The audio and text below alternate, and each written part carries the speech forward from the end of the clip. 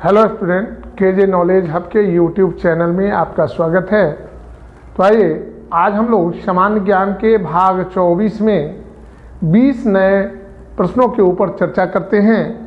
अभ्यर्थीगण, ये सभी प्रश्न जो हैं आपके आगामी परीक्षा में पूछे जा सकते हैं, उसके लिए बहुत ही महत्वपूर्ण हैं। आप इन प्रश्नों को ध्यानपूर्वक देखें और इन प्रश्नों के उत्तर देने का प्रयास करें। बाद में जो सटीक विश्लेषण है इन प्रश्नों से संबंधित, उसको मैं आपके समक्ष रखूंगा। देखते हैं, हमारा पहला प्रश्न है, बजट को किस सूची में रखा गया है? संघ सूची में, समवर्ती सूची में, राज्य सूची में, इनमें से किसी भी सूची में नहीं। आप जानते हैं कि भारतीय संविधान में 3 सूचियों की चर्चा है, संघ सूची, समवर्ती सूची और राज्य सूची। संघ सूची पर केंद्र सरकार कानून बना सकती है और समवर्ती सूची पर राज्य सरकार और केंद्र सरकार दोनों कानून बना सकती है, जबकि राज्य सूची पर जो है सिर्फ राज्य सरकारें ही कानून बना सकती हैं। संघ सूची में 97 विषयों को रखा गया है, राज्य सूची में 66 विषय रखे गए हैं, जबकि समवर्ती सूची में 47 विषय है। तो हमारा उत्तर होगा बजट, चूंकि केंद्र सरकार और राज्य सरकार दोनों के द्वारा प्रस्तुत किया जाता है, इसलिए बजट को भारतीय संविधान के अनुच्छेद 112 में बजट के बारे में जिक्र किया गया है। बजट शब्द का उल्लेख किया गया और इसके बारे में नियम बनाए गए हैं। तो हमारा उत्तर होगा बजट को जो है समवर्ती सूची में रखा गया। हमारा उत्तर होगा समवर्ती सूची, समवर्ती सूची, समवर्ती सूची। हमारा अगला प्रश्न है, काला सीसा किसे कहा जाता है? कार्बन को, हीरा को, ग्रेफाइट को और कोयला को। तो आप देखिए, कार्बन को काला सीसा नहीं कहा जाता है, ग्रेफाइट को काला सीसा कहा जाता है। ग्रेफाइट का उपयोग, चूंकि यह मुलायम होता है, इसलिए इसका उपयोग जो है इलेक्ट्रोड, सुस्त सेल के इलेक्ट्रोड बनाने में के अलावे जो है मुलायम होने के कारण इसका उपयोग जो है ग्रीस बनाने में यानी लुब्रिकेंट्स बनाने में के अलावे इसका उपयोग जो है लेड पेंसिल में किया जाता है और इसमें चमक होती है, इसलिए ग्रेफाइट को काला सीसा कहा जाता है। हमारा उत्तर होगा ग्रेफाइट को, ग्रेफाइट को काला सीसा कहा जाता है। ग्रेफाइट एक ऐसा धातु है जो विद्युत का सुचालक होता है, क्योंकि इसमें प्रत्येक कार्बन परमाणु अपने पड़ोसी तल के 3 कार्बन परमाणुओं के साथ जुड़ा होता है, जबकि कार्बन की वैलेंसी 4 होती है और एक इलेक्ट्रॉन जो है ग्रेफाइट में मुक्त होता है, जो लगातार कूदते रहता है एक कक्षा से दूसरे कक्षा की ओर, जिसके कारण यह विद्युत का चालन करता है। तो हमारा उत्तर होगा ग्रेफाइट को जो है काला सीसा कहा जाता है। अगला प्रश्न है, मध्यरात्रि के सूर्य का देश किसे कहा जाता है? डेनमार्क को, नॉर्वे को, फ्रांस को, ग्रीनलैंड को। तो मध्यरात्रि यानी अर्धरात्रि, आधी रात्रि को यहाँ सूर्य दिखाई देता है। अर्धरात्रि या मध्यरात्रि एक ही शब्द है के सूर्य का देश जो है नॉर्वे को कहा जाता है, नॉर्वे को कहा जाता है। हमारा उत्तर होगा नॉर्वे। प्रश्न संख्या 4, निम्नांकित में कौन एक अम्ल है?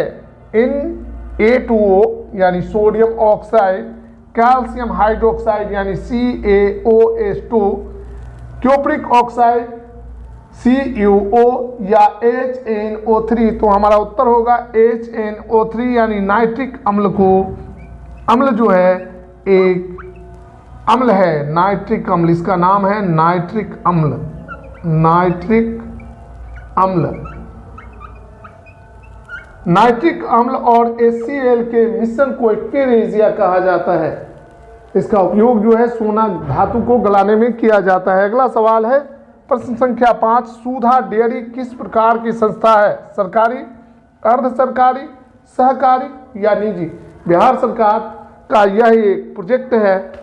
दूध के उत्पादन को बिहार में बढ़ाने के लिए बिहार सरकार ने 1983 में सुधा डेयरी की स्थापना की थी।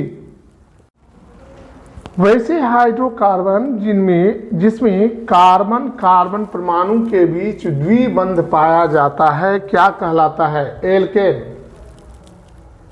एल्कीन, एल्काइन या एरोमेटिक। तो कार्बन कार्बन के बीच डबल बॉन्ड हो, तो जब सिंगल बॉन्ड होता है तो उसको कहते हैं एल्केन, डबल बॉन्ड होता है उसको कहते हैं एल्कीन, और जब ट्रिपल बॉन्ड होता है तो उसको कहते हैं एल्काइन। एरोमेटिक हाइड्रोकार्बन जो चक्र में होते हैं साइकिल में, जैसे बेंजीन, एरोमेटिक हाइड्रोकार्बन का उदाहरण जो है बेंजीन है। एल्काइन का उदाहरण जो है एसिटिलीन है। एल्कीन का उदाहरण जो है एथिलीन है, और एल्केन का उदाहरण जो है एथेन है। तो हमारा उत्तर होगा एल्कीन। डबल बॉन्ड होगा तो उसको एल्कीन कहेंगे, ट्रिपल बॉन्ड रहता तो उसको एल्काइन कहते हैं, और सिंगल बॉन्ड रहेगा तो एल्केन कहेंगे, और जब साइकिल के रूप में रहेगा तो उसको एरोमेटिक हाइड्रोकार्बन कहा जाता है। अगला सवाल है रोस्कोमॉस यानी ROSCOSMOS, रोस्कोमॉस कहाँ की अंतरिक्ष एजेंसी है? ऑप्शन है फ्रांस, पोलैंड, रूस, जर्मनी। तो हमारा उत्तर होगा रूस की अंतरिक्ष एजेंसी का नाम है रोस्कोमॉस। रोस्कोमॉस ये रूस की अंतरिक्ष एजेंसी है। इसकी स्थापना 25 फरवरी 1992 को हुई थी। 25 फरवरी 1992, और इसका फुल फॉर्म होता है Russian federal space agency. Russian federal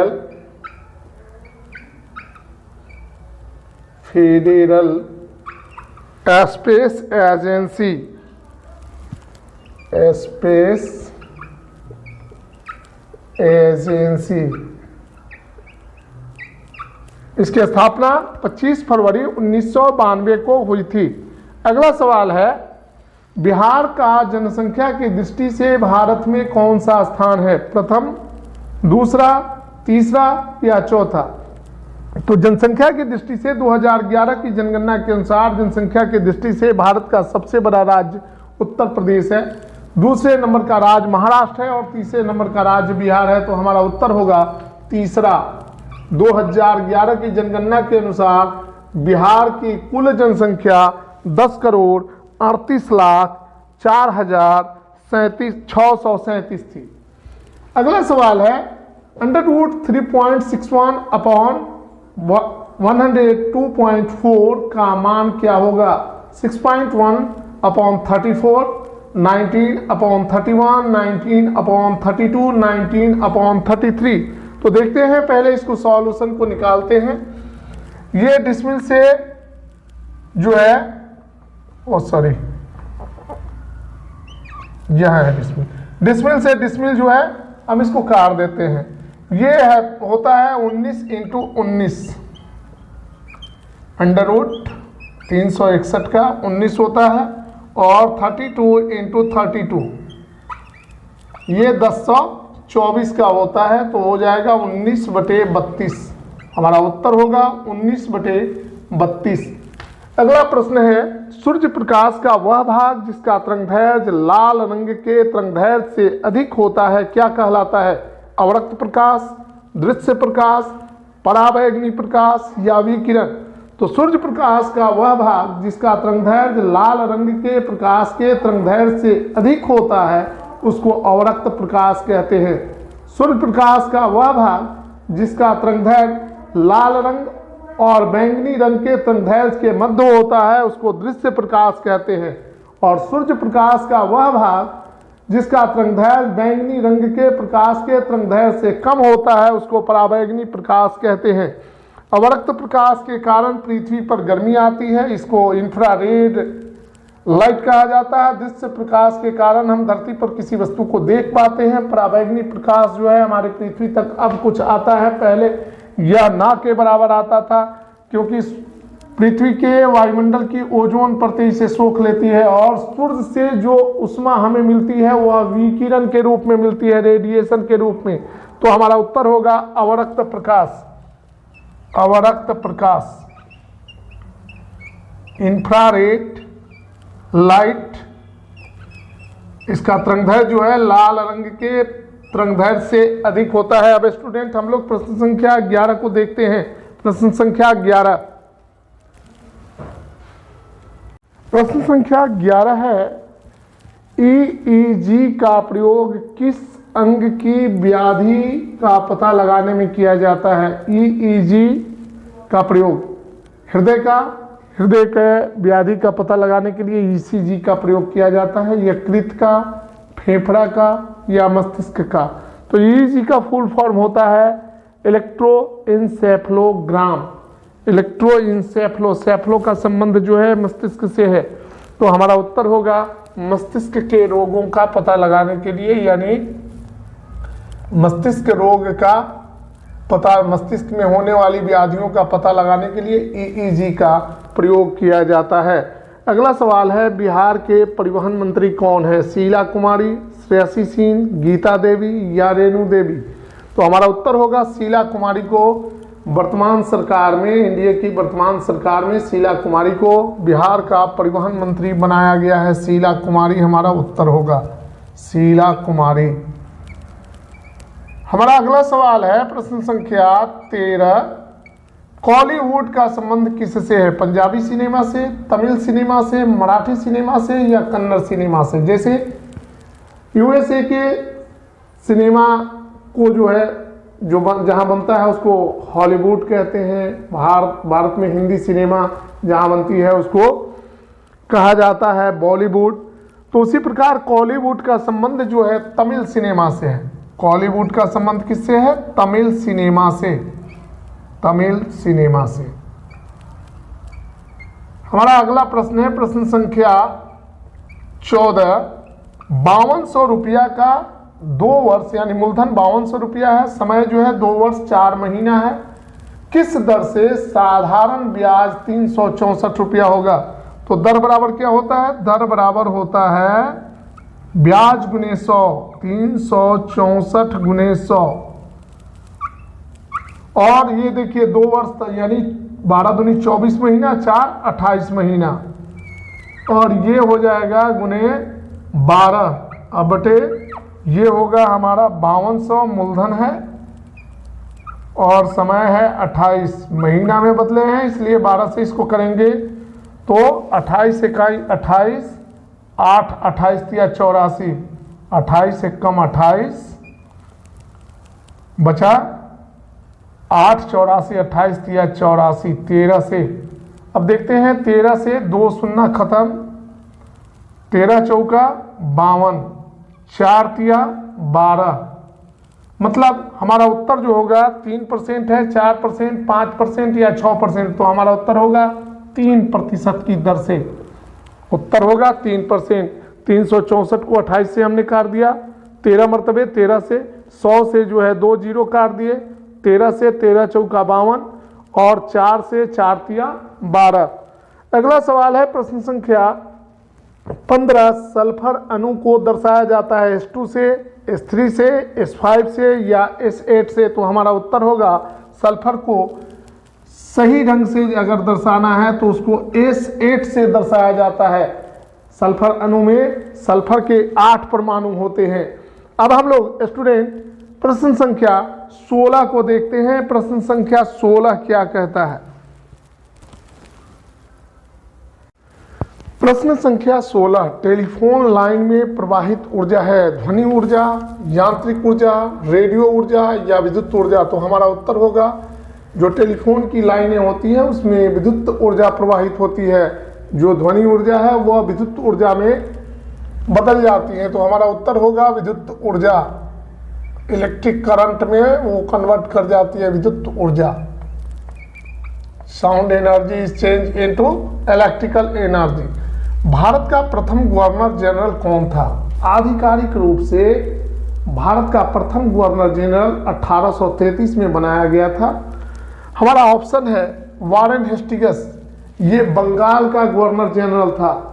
1773 से 1785 तक Lord Cornwallis, sir John Shore और Lord William Bentinck. Lord William Bentinck को ईस्ट इंडिया कंपनी ने ऑफिशियली 1833 में पहली बार भारत का गवर्नर जनरल बनाया था, जिसमें बंगाल प्रेसिडेंसी से लेकर मुंबई प्रेसिडेंसी सभी शामिल थे। तो हमारा उत्तर होगा Lord William Bentinck. Lord William Bentinck, William Bentinck, इन्होंने सती प्रथा का अंत किया था।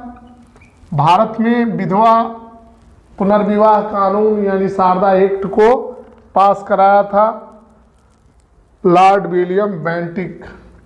कब थे? ऑफिशियली रूप से इनको घोषित किया गया 1833 से 1835। शायद 1836 में लॉर्ड विलियम बेंटिक की मृत्यु फ्रांस की राजधानी पेरिस में हो गई थी 1836 में। अगला सवाल है, कीमोथेरेपी का उपयोग किसके इलाज में किया जाता है? कैंसर, टीबी यानी क्षय रोग, हेपेटाइटिस या एड्स? तो कैंसर के इलाज में कीमोथेरेपी का प्रयोग किया जाता है। हमारा उत्तर होगा कैंसर। कैंसर। हेपेटाइटिस के इलाज के लिए इंटरफेरॉन नामक टीके का इंजेक्शन का प्रयोग किया जाता है, जबकि क्षय रोग को दूर करने के लिए बीसीजी का टीका लगाया जाता है बच्चों को, और डॉट्स नामक दवाई जो है सरकार के द्वारा इलाज के लिए मुफ्त दी जाती है। इसका सेवन काल तकरीबन 6 महीने का होता है। एड्स के इलाज के ऊपर जो है विभिन्न प्रकार के प्रयोग जारी हैं। इसमें एड्स और हेपेटाइटिस जो है ये और कैंसर ये विषाणु जनित रोग हैं, जबकि क्षय रोग जो है ये माइक्रोबैक्टीरियम ट्यूबरक्लोसिस के द्वारा यानी जीवाणु के द्वारा होने वाली एक बीमारी है। 1920 के दशक में ये भारत की सबसे खतरनाक बीमारी थी। लाखों लोग क्षय रोग यानी टीबी रोग से मारे जाते थे। अगला सवाल है, कोल विद्रोह कब हुआ? 1820 में, 1829 में, 1831 में या 1857 में? तो कोल विद्रोह का नेतृत्व जो करने वाले थे उनका नाम था बुद्धू भगत। बुद्धू भगत, जुआ भगत, जुआ भगत और एक महतो थे मदारा महतो। तीसरे व्यक्ति का नाम था मदारा महतो। इनके नेतृत्व में कोलों ने 1831-32 में अंग्रेजों के खिलाफ एक संगठित रूप से विद्रोह किया था। हमारा उत्तर होगा 1831-32। 1832 में इस विद्रोह को अंग्रेजों ने कुचल दिया। प्रश्न संख्या 20 है, पॉजिट्रॉन की खोज किसने की थी? पॉजिट्रॉन की खोज किसने की थी? E.F. लीटन ने, C.D. एंडरसन ने, हेनरी बैकरल ने या यूकोवा ने? हेनरी बैकरल ने रेडियो एक्टिविटी के बारे में बताया था पहली बार, यानी father of radio activity Henry Becquerel को कहा जाता है। जबकि C.D. एंडरसन ने, ये एक अमेरिका के भौतिक वैज्ञानिक थे, इन्होंने पॉजिटिव इलेक्ट्रॉन यानी पॉजिट्रॉन की खोज 1932 में की थी। स्टूडेंट हमारा उत्तर होगा C.D. एंडरसन। कब की थी? एंडरसन ने 1932 में, ये अमेरिका के थे वैज्ञानिक, USA। 1932 में पॉजिटिव इलेक्ट्रॉन यानी पॉजिट्रॉन की खोज की थी। इसका संकेत होता है E पॉजिटिव, E पॉजिटिव, ये सिंबल होता है। इसको पॉजिट्रॉन को E पॉजिटिव से रिप्रेजेंट किया जाता है। तो स्टूडेंट आज हमने आपके समक्ष 20 प्रश्नों को रखा और बारी बारी से उनके जो विवेचन हो सकते हैं मैंने आपके समक्ष रखा। अगर आपको हमारा वीडियो अच्छा लगे तो आप इसे लाइक करें, शेयर करें, सब्सक्राइब करें। और भाग 25 का जो वीडियो है वो जल्द ही आपके समक्ष आएगा। तब तक के लिए हम आपसे विदा लेते हैं। Bye bye.